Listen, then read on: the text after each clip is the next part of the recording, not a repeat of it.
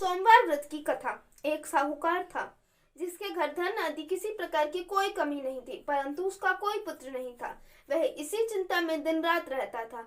वह पुत्र की कामना के लिए प्रति सोमवार को शिव जी का व्रत और पूजन किया करता था तथा सायंकाल को शिव मंदिर में जाकर शिव जी को श्री विग्रह के सामने दीपक जलाया करता था। उसके इस भक्ति भाव को देखकर एक समय श्री पार्वती जी ने शिव जी से कहा कि महाराज, यह साहूकार आपका अनन्य भक्त है और सदैव आपका व्रत और पूजन बड़ी श्रद्धा से करता है। इसकी मनोकामना पूर्ण करनी चाहिए। शिव जी ने कहा, हे पार्वती, यह संसार कर्म क्षेत्र है। इस संसार में जो जैसा कर्म करता है वैसा ही फल भोगता है। पार्वती जी ने अत्यंत आग्रह से कहा, महाराज, यह आपका अनन्य भक्त है और इसका दुख आपको अवश्य दूर करना चाहिए। शिव जी महाराज कहने लगे, हे पार्वती, इसके भाग्य में पुत्र न होने पर भी मैं इसको पुत्र की प्राप्ति का वर देता हूँ, परंतु यह पुत्र केवल 12 वर्ष तक जीवित रहेगा। इसके पश्चात वह मृत्यु को प्राप्त हो जाएगा। इससे अधिक मैं और कुछ इसके लिए नहीं कर सकता। यह सब बातें साहूकार सुन रहा था। इससे उसको ना कुछ प्रसन्नता हुई और ना कुछ दुख हुआ। वह पहले जैसा ही शिवजी महाराज का व्रत और पूजन करता रहा। कुछ काल व्यतीत हो जाने पर साहूकार की स्त्री गर्भवती हुई और 10वें महीने उसके गर्भ से अति सुंदर पुत्र की प्राप्ति हुई। साहूकार के घर में बहुत खुशी मनाई गई, परंतु साहूकार ने उसकी केवल 12 वर्ष की आयु जान कोई अधिक प्रसन्नता प्रकट नहीं की। जब वह बालक 11 वर्ष का हो गया तो उस बालक की माता ने उसके पिता से विवाह आदि के लिए कहा, तो वह साहूकार कहने लगा कि अभी मैं इसका विवाह नहीं करूंगा, अपने पुत्र को काशी जी पढ़ने के लिए भेजूंगा। फिर साहूकार ने अपने साले अर्थात बालक के मामा को उसको बहुत धन देकर कहा, तुम इस बालक को काशी जी पढ़ने के लिए ले जाओ और रास्ते में जिस स्थान पर भी जाओ यज्ञ करते और ब्राह्मणों का भोजन कराते जाओ। वह दोनों मामा भांजे यज्ञ करते और ब्राह्मणों को भोजन कराते जा रहे थे। रास्ते में उनको एक शहर पड़ा। इस शहर में राजा की कन्या का विवाह हो रहा। दूसरे राजा का लड़का जो विवाह कराने के लिए बारात लेकर आया था, वह एक आंख से काना था। उसके पिता को इस बात की बड़ी चिंता थी कि वहीं कहीं वो वर को देख कन्या के माता पिता विवाह से किसी प्रकार की अड़चन पैदा ना करें। इस कारण जब उसने अति सुंदर सेठ के लड़के को देखा तो मन में विचार किया कि क्यों न दरवाजे के समय इस लड़के से वर का काम चलाया जाए।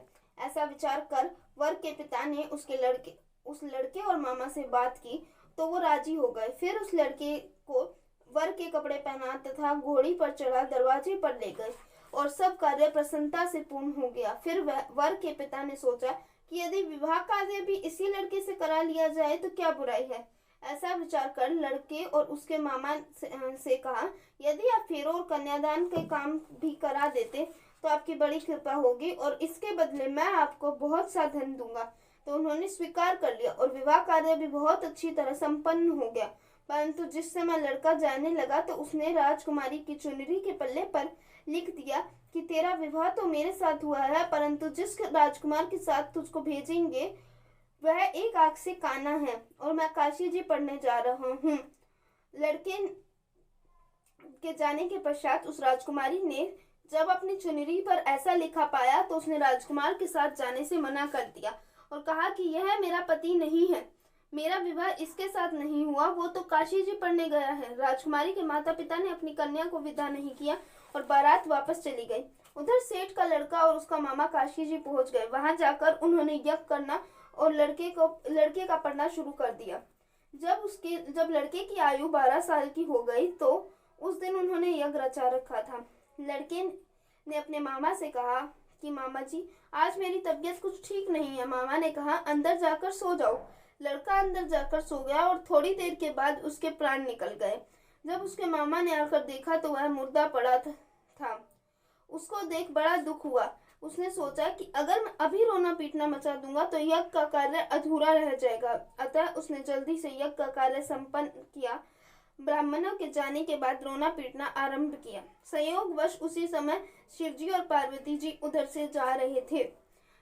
जब उन्होंने जोर जोर से रोने की आवाज सुनी तो पार्वती जी कहने लगी, महाराज, कोई दुखिया रो रहा है, इसके कष्ट को दूर कीजिए। जब शिव पार्वती पास जाकर देखा तो वह लड़का मुर्दा पड़ा था। पार्वती जी कहने लगी, महाराज, यह तो उसी सेठ का लड़का है जो आपके वरदान से हुआ था। शिवजी ने कहने लगे, हे पार्वती, इसकी आयु इतनी ही थी, सो यह भोग चुका। तब पार्वती जी ने कहा, हे महाराज, इस बालक को और आयु दे दो, नहीं तो इसके माता पिता तड़प तड़प कर मर जाएंगे। पार्वती जी के बार बार आग्रह करने पर शिव जी ने उसको जीवित वरदान दिया और शिव जी महाराज की कृपा से लड़का जीवित हो गया। शिव पार्वती कैलाश चले गए। तब वह लड़का और मामा उसी प्रकार यज्ञ करते तथा ब्राह्मणों को भोजन कराते अपने घर की ओर चल पड़े। रास्ते में वे उसी शहर से आए जहां उसका विवाह हुआ था। वहां आकर उन्होंने यज्ञ आरंभ कर दिया तो उस लड़के के ससुर ने उसको पहचान लिया और अपने महल में ले जाकर उसकी बड़ी खातिर की। साथ में ही बहुत दास दासियों सहित आदर पूर्वक लड़की को जमाई के साथ विदा कर दिया। जब वे अपने शहर के निकट आए तो मामा ने कहा कि पहले तुम्हारे घर जाकर खबर कर आता हूँ। जब उस लड़के के मामा घर पहुंचा और लड़के के माता पिता घर की छत पर बैठे थे और यह प्रण कर रखा था कि यदि हमारा पुत्र सकुशल लौट आया तो हम राजी खुशी नीचे आ जाएंगे, नहीं तो छत से गिरकर अपने प्राण खो देंगे। इतने में उस लड़के के मामा ने आकर यह समाचार दिया कि आपका पुत्र आ गया है, तो उनको विश्वास नहीं आया। तब उसने मामा ने शपथ पूर्वक कहा कि आपका पुत्र अपनी स्त्री के साथ बहुत सारा धन लेकर आया है। तो सेठ ने आनंद के साथ उसका स्वागत किया और बड़ी प्रसन्नता के साथ रहने लगा। इसी प्रकार से जो कोई भी सोमवार के व्रत को धारण करता है अथवा इस कथा को पढ़ता और सुनता है, उसकी समस्त मनोकामनाएं पूर्ण होती है। हर हर महादेव।